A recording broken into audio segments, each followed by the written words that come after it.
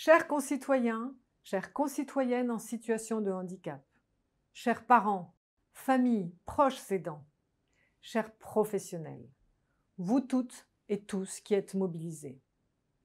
Vous avez entendu hier l'allocution du président de la République. Nous sommes en guerre contre un ennemi invisible mais infiniment nuisible, en particulier pour les personnes fragiles.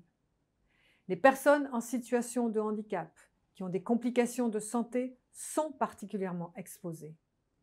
Nous devons, par notre vigilance, par votre vigilance collective notamment, de les protéger et les accompagner au mieux durant cette période. Sachez que je serai à vos côtés pour vous informer, répondre à vos questions et relayer vos points d'alerte.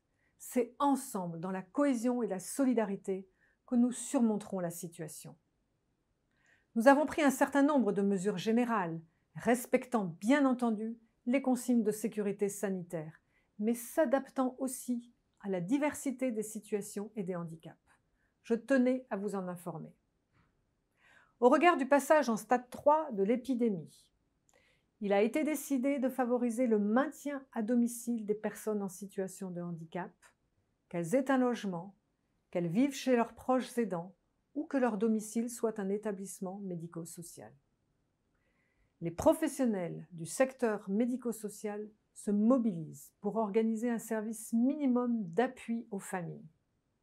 L'objectif est d'organiser la continuité de l'accompagnement pour les besoins prioritaires en soutien des enfants et des adultes qui sont retournés au domicile de leurs proches aidants. Je les remercie tous de leur engagement. Si, en tant que parent, vous êtes amené à garder votre enfant handicapé à domicile parce que votre établissement a fermé, vous bénéficierez d'une prise en charge des indemnités journalières, et cela, quel que soit son âge. Il faut pour cela vous rapprocher de votre caisse de sécurité sociale. Pour ceux qui ne pourront pas être hébergés à domicile et les situations complexes, notamment les enfants accueillis par l'aide sociale à l'enfance, les internats, enfants et adultes à temps complet sont maintenus en fonctionnement. Dans les établissements restant ouverts, les sorties collectives sont suspendues. Les sorties individuelles sont supprimées, sauf celles strictement nécessaires avec avis médical. Les visites au sein des structures sont interdites, sauf autorisation exceptionnelle. Cette consigne sera dure à vivre pour tous, je le sais, mais elle est indispensable pour limiter le risque sanitaire.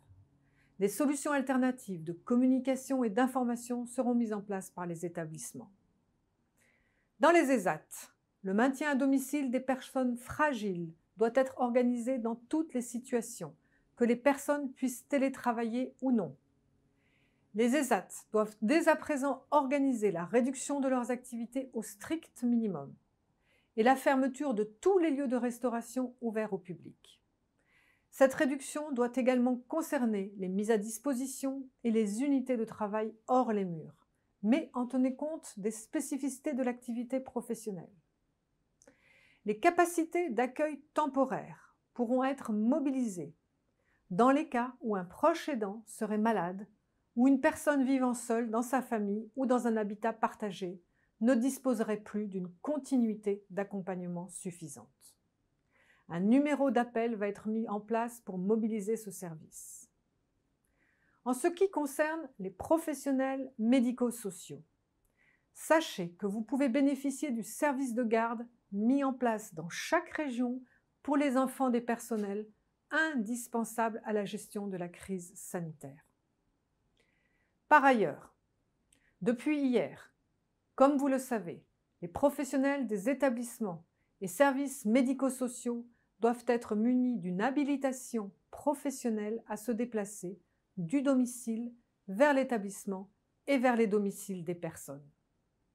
Cette habilitation est disponible sur le site du ministère de l'Intérieur. Un dernier point enfin, relatif aux maisons départementales des personnes handicapées. L'accueil famille dans ces maisons est suspendu, sauf sur rendez-vous pour des situations d'urgence. Une continuité de service sera assurée avec accueil téléphonique renforcé, un suivi à distance des demandes et la mise en place d'un circuit court pour accompagner le retour de l'établissement vers le domicile et traiter, par exemple, les demandes de prestations de compensation du handicap urgentes. La continuité des droits sera garantie en lien avec les caisses d'allocation familiale.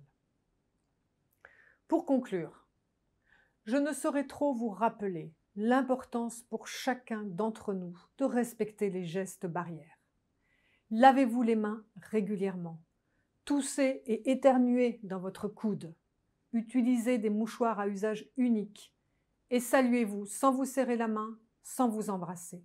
Saluez-vous. De cette façon, c'est encore plus de communication. C'est la lutte la plus efficace contre la propagation du virus. Les regroupements sont désormais interdits. Pour autant, n'hésitez pas à garder le contact avec vos proches par téléphone, par vidéo, par mail et à prendre bien sûr des nouvelles des plus isolés.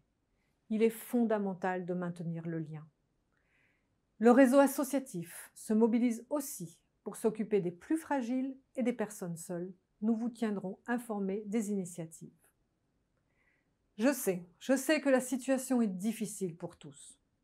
Mais je sais également pouvoir compter sur votre sens des responsabilités et celui encore plus précieux de la solidarité. Je vous dis à bientôt car je vous informerai régulièrement. Merci.